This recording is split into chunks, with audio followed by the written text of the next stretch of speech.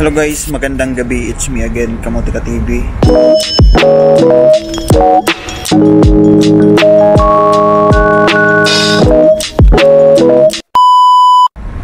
Ayan, thank you so much sa mga nag-subscribe. Kung hindi ka pa nakapag-subscribe, subscribe na. Ayan, thank you so much guys sa pag-support and always watching sa mga upload ko.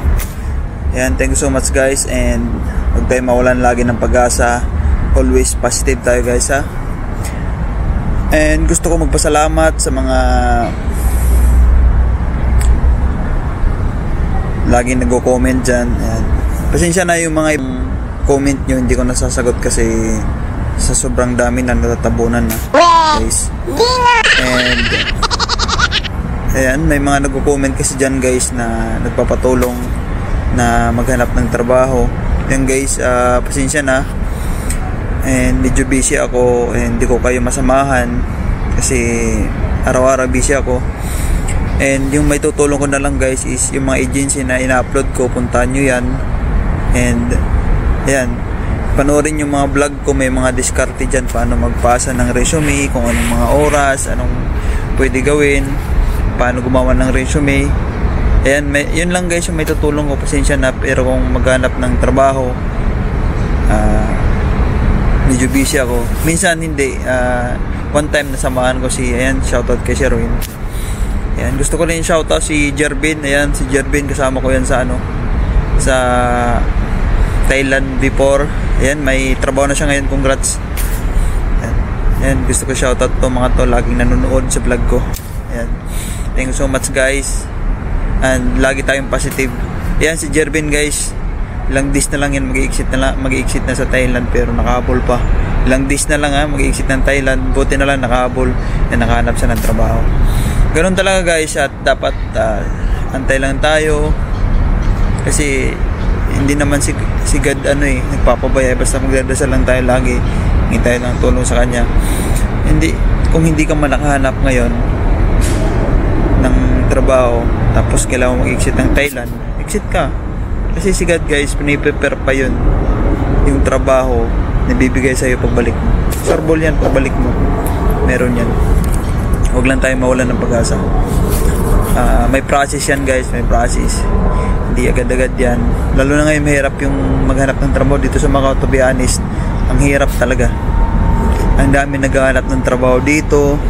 Nung nangyayari kasi ngayon guys, pira-pira na, ang lalaki na ng placement. Kaya kawawa yung mga Pilipino na naghahanap ng trabaho ngayon. Ang lalaki ng placement. May placement nga 29,000 MOP. Oh, 29, 25, di ba? Ang laki niyan. Saan mo hanapin yan, di ba? Ang laki niyan guys. Kaya ang hirap.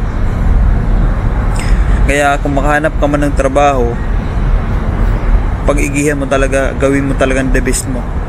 Kasi mahirap yung nakahanap man ng trabaho, tapos pagdating sa trabaho tatamad-tamad ka, sayang lang. Mamaya hindi ka na paabutin ng fingerprint, hanggang green chop ka lang, di ba?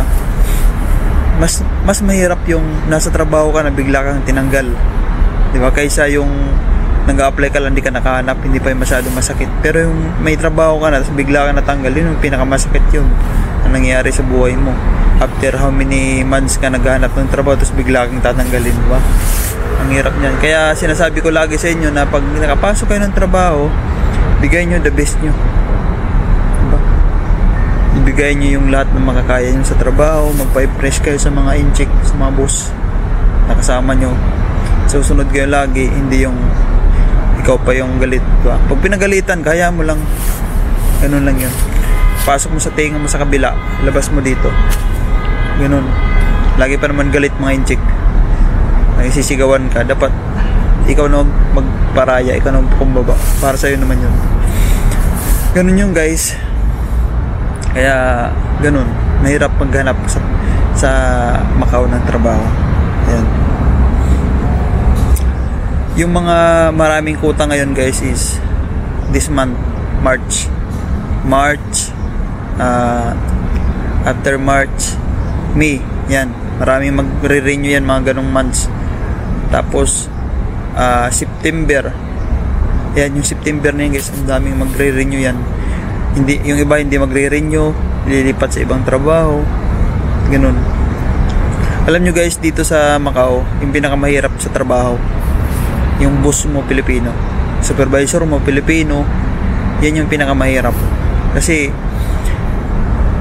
yung alam mo naman pag Pilipino kasi pinaginitan ka, wala na yan, sisirain yung trabaho mo. For example, bisor mo Pilipino, sira na yung trabaho mo, pahirapan ka.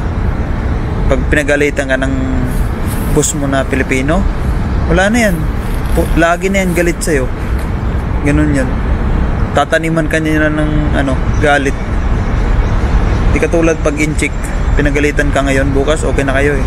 Pero pag Pilipino pinagalitan ka, wala na, galit na yun sa'yo hanggang matapos yung kontrata mo.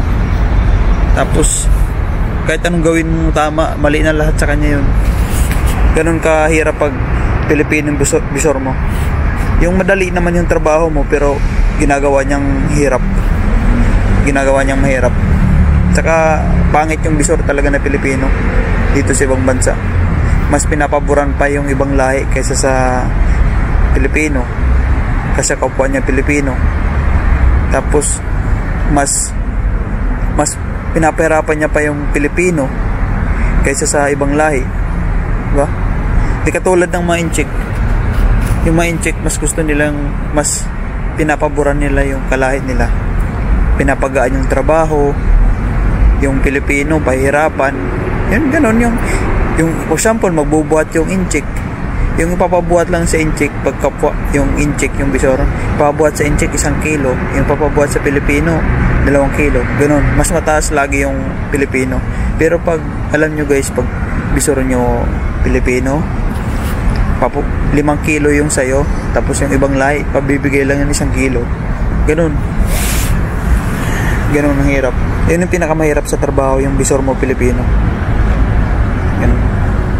Tandaan nyo yan guys, karamihan dito sa Macau nagre-resign, hindi na masaya dahil sa bisor nila na Pilipino. Toxic kasi pag mga Pilipino na boss, bisor. Totoo, may experience yan guys pag nandito kayo, na may mga bisor din dito na mga Pilipino. Mga yan, marunong yan mga magsalita ng Cantonese, kaya ginagawang bisor sila. Kasi nakakaintindi sila ng Cantonese. Pwede sila yung representative ng mga Pilipino na empleyado. Ganun. For example, yung inchik, kasi di naman marunong mag-English, sasabihin dun sa bisor na marunong mag-Cantonese, kakausapin niya, tapos yun yung magre-relay yung bisor na Pilipino dun sa Pilipino na empleyado, para mas madali. Yun lang guys, na-experience ko na yan, na bisor mo na Pilipino.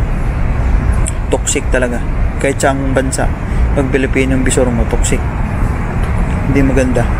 Mas gugustuhin mo kung mag-resign, kahit napakadali yung trabaho mo, mas gusto mo mag-resign dahil sa bisor mo. Lalo na pag medyo may tsura ka, tapos yung bisor mo chick boy, tapos kung wala ka namang ginagawa, tapos pinag-initan ka niya, diba? Yung maayos naman trabaho, bigla kang pag-initan, parang ganun. Yung parang chick boy siya, tapos ikaw na mula, hindi ka naman yung chicks. Parang yung lahat ng mga bagong empleyado ng mga babae maganda, hindi mo naman inaano, tapos parang feeling niya inaano mo yung sa kanya, parang ganun. Yung tamang hinala lagi, kahit hindi naman ganun guys. Kaya ingat kayo sa mga bisor na Pilipino nyo, kasi minsan kahit anong pakisama mo, pag di ka talaga niya gustuhan, wala, bagsak ka na, talagang sisirain yung trabaho mo hanggang sa mag-resign ka na lang. Ganun guys. Dito sa Macau guys, napakahirap yung maghanap ng trabaho sa panahon ngayon. Dami nag-i-exit sa Thailand, pero mas okay sa Thailand ka mag-exit kaysa sa Pinas, kasi may record ka na sa Pinas na nag-exit ka papuntang Macau, tapos di ka bumalik agad. Mas pagbalik mo dito sa Macau, talagang i-hold ka na ng i-hold ka na niya ng immigration sa Pinas, kasi hindi ka nga hindi ka nga bumalik, di ba? Kaya mas maganda talaga mag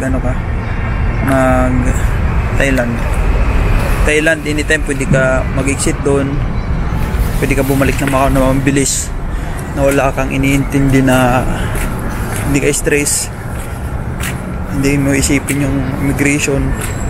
Sa Thailand na wala nang pakialam yun. Bahala ka kung gusto mo mag-exit doon. Bahala ka kung saan mo gusto pumunta. Ba? Yun lang guys yung sasabi ko. Tsaka dito sa Macau daming scammer. Lalo na sa mga post-post na yan. Mag-ingat kayo. Sa Baykubo na yan, ingat talaga kayo dyan kasi daming na-scam na dyan. Tapos guys, yung mga magre-resign, yung sample magre-resign, dapat may backup na kayo. Expected nyo na yan pag nag-resign kayo, mababan kayo ng 6 months. Ganun. Mahirap maghanap ng SIM quota. Wag nyo nang pangarapin na kung magre-resign kayo, tapusin nyo na lang kontrata nyo, tapusin yung visa nyo. At least pagkatapos ng visa nyo, tourist kayo ulit. Mabilis na kayo maghanap ng trabaho. Resign kasi ang hirap niyan, 6 months ban yan. Pwede naman after 6 months, balik ka ulit ng Macau. Exit ka lang Thailand. Thailand lang talaga yung option. Wala nang iba. Pag Pinas, wag mo nang 10% lang possible mo na yung 90% upload. Back to zero ka na naman. Pag makaawa ka na naman sa immigration sa Pilipinas. Kung dati nakalusot ka, yung pangalawang talagang 90%, 99% nga upload ka ganun. Kaya Thailand ka na lang talaga. Yung mga terminate yan, 6 months ban yan guys. 6 months 6 months ban. Hindi ka maka-apply sa ibang trabaho. Pero pwede ka naman pumunta ng Macau, tourist lang. Pero hindi ka makapag-apply. Ganun. Yan, terminate tapos resign. Yung mga pinakamalungkot na nangyari pag dito sa Macau, ganyan. Kaya ayusin natin trabaho natin guys. Huwag tayong kampante lagi. Pero pag in-check naman boss mo, anong problema? Ngayon inaway ka, bukas pag binati mo okay na kayo ulit yan Pero pag Pilipino wag binati mo, kinabukasan plastic na lang yan pag ngumiti talagang ka na yan forever. Tingin sa'yo kaaway, ganun. Hindi na ayos yung relationship nyo pag initan ka niya kaya ikaw na aayaw, gigip up ka na diba? Yun lang guys yung masasabi ko about dito sa Macau, Ambisor, mga yung mga kung mag-apply naman dito guys, huwag kayong mag-focus sa mga agency. Yung mga gusto mag-apply dito sa Macau, huwag kayong mag-focus sa mga agency. Kung mag-waiter kayo, gusto nyo mag-waiter, punta kayo sa mga restaurant, doon kayo magpasa. Kung po sa mga agency kasi wala mga quota ngayon mga agency. Mayroon naman kaso nga lang palakasan na ngayon baker-baker. Tsaka yung ngayon yung mga agency malalaki ng placement. Mga agency nakuha na ng agent. Sila na naghahanap ng tao, Pilipinong agent. Kaya lumalaking placement guys kasi nga yung agent ang laki ng patong. Yung placement imbis na 8 lang gagawin ng agent, 10 yun sa kanya, kaya naging 18 ganun, di ba? Yung mga Pilipino kasi dito ng mga agent hindi na naawa sa mga hindi na naawa sa kapwa Pilipino nila pero kahit naman malalaki hindi naman sila yumayaman, di ba? Ganun pa rin. Di pa rin yung ganun pa rin, di ba? Di ko alam anong nangyari sa kanila. Dami nilang nare-recruit na na naghanap ng trabaho dito sa Macau. Dami nilang kinukuha ng mga empleyado. Tapos nakukuha nila, isipin mo 10 tag 10 yung 10,000 MOP yung nakukuha nila sa bawat tao. Wala pa rin, ganun pa rin. Hindi naman yung mayaman. Ito pa rin sa Macau, di ba? Wala akong nangyari sa kanila. Sabagay, hindi naman nila pinag-arapan. Hindi mabilis lang din maubos. Kasi dito guys, mayroon kasi mga magkukulab yung agency tsaka yung company. Minsan 1 month ka lang, tanggalin ka na. O pag 1 month tinanggal ka, ban ka 6 months. Tapos 2 days lang ibibigay sa'yo sa immigration. After 2 days, kailangan mo na mag-exit ng Macau. Diba? Siyempre, pag tinanggal ka nila, kukuha sila ulit ng panibagong placement na naman. Yung placement mo, di mo na makuha yun. Di mo nang asahan makuha. Makuha mo siguro kalahati. Siguro, makuha mo yun pagbalik mo ulit ng Macau. Pero yung kukuhain mo yung ganun, kunin mo nung 2 days, hindi mo kaya yung 2 days kunin. Bumili ka na ng ticket mo. Pagbalik mo na lang kunin yung placement mo kung kaya pa makuha. Ang hirap at ng ganun. Kaya ingat talaga. Dapat yung, alam nyo guys, masasabi nyo lang surbol yung trabaho. Example, may nag-ano sa inyo, nag-alok. Pag in-check yung kausap niya, masasabi nyo lang na surbol din yung interview nyo. Pag in-check yung nag-interview sa inyo, doon mismo sabi siya na masasabi nyo rin guys na sureball na pag nagbigay kayo ng placement. Pag sa in-check yung pinagbigyan nyo ng placement. Pag Pilipino, malabo yan. 99% scam yan. Dapat in-check lagi yung ano nyo. In-check. Kasi in-check, hindi yan gagawa ng kalokohan eh. Kasi takot din yan sila sumbong. Yung mga Pilipino, hindi takot yan eh. Oh. Hindi takot yan. Mas takot pa yung in-check. Diba?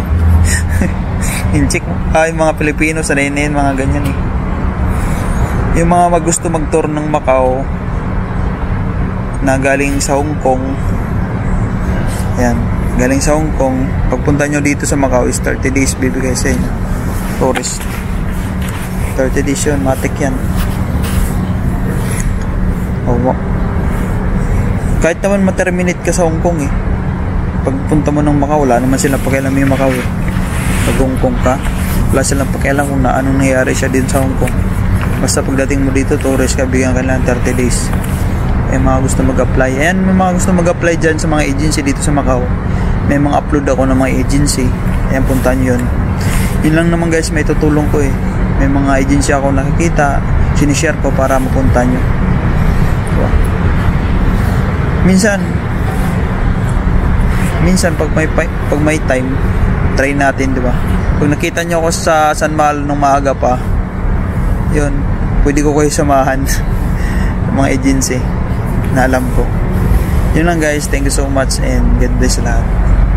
Ingat lagi and stay strong lang. Dasal lagi sa taas. Yun lang naman yung magagawa natin eh. Kaya yan. Ayan guys, thank you so much and God bless lahat. Ingat po tayo lagi. Salamat. I love you all.